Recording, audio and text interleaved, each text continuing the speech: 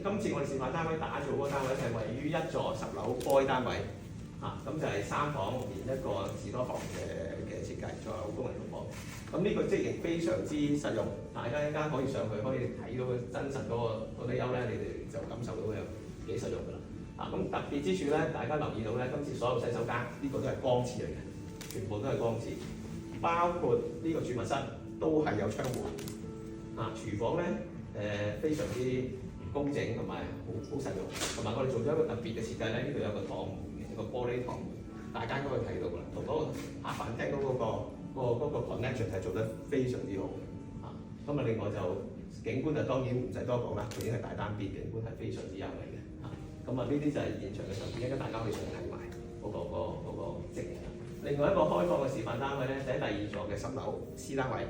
實用面積就489尺，就係我頭先所提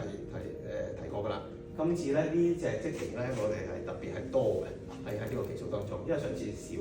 亦都好快已經係沽清嘅我哋呢啲職型。咁今次咧相信可以滿足到